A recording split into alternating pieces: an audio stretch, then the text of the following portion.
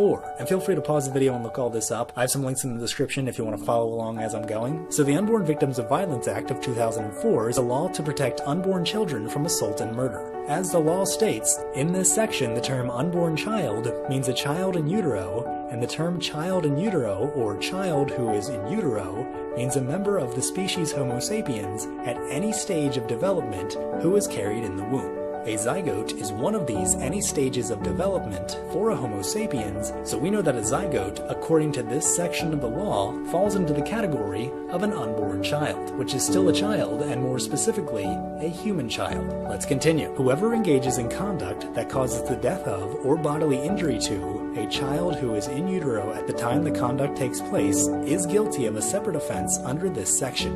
The punishment for that separate offense is the same as the punishment provided under federal law for that conduct had that injury or death occurred to the unborn child's mother. An offense under this section does not require proof that the person engaging in the conduct had knowledge or should have had knowledge that the victim of the underlying offense was pregnant. An offense under this section does not require proof that the defendant intended to cause the death of or bodily injury to the unborn child. And on top of all that, if the person engaging in the conduct thereby intentionally kills or attempts to kill the unborn child, that person shall be punished for intentionally killing or attempting to kill a human being. So, according to the law, from the moment of conception at any stage of development for a member of the species Homo sapiens, if a person were to kill that unborn child, then that person can be punished for killing a human being. And what was RJ's definition of murder? Murder, which is defined as the unlawful and premeditated killing of one person by another person. So now, according to both the law and RJ's definition of murder, you can be found guilty of murder if you kill a human being from the moment of conception onwards. RJ's claim is specifically about abortion, so let's continue to look at that law. This section of the law also includes a clarification. Nothing in this section shall be construed to permit the prosecution of any person for conduct relating to an abortion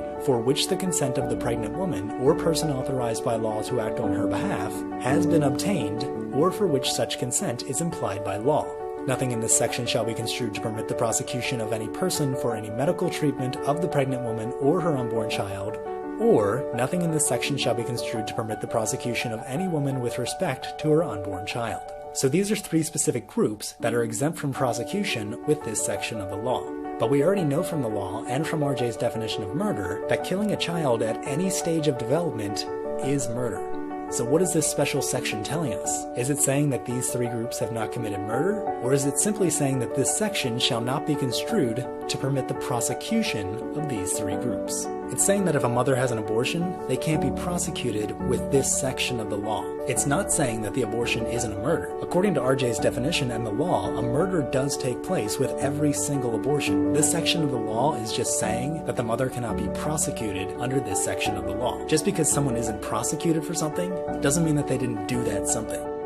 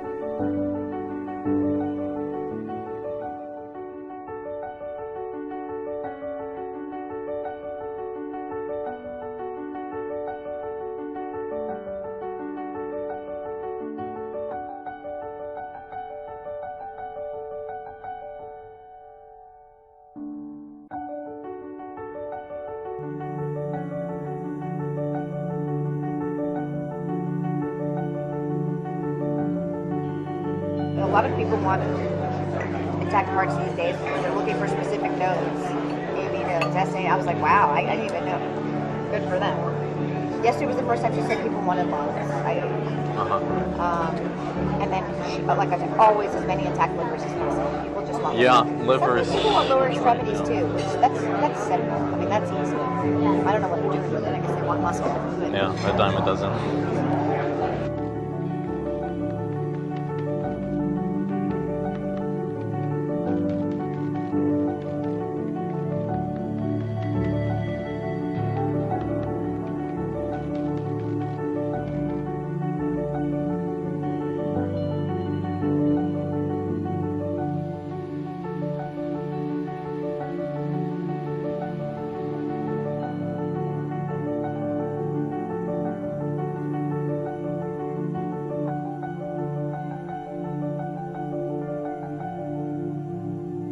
I'm the medical director for the national office for all of the affiliates. So I say, okay, what are you looking to supply today? We've been very good at getting heart, lung, liver.